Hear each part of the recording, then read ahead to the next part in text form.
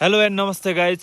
अहिले चाहिँ हामी यो गोसेकुण्ड हुँदै माथि सूर्यकुण्ड हुँदै अहिले यता तल दुप्चेश्वर गाउँपालिका हुँदै तल झरिरहेको छु।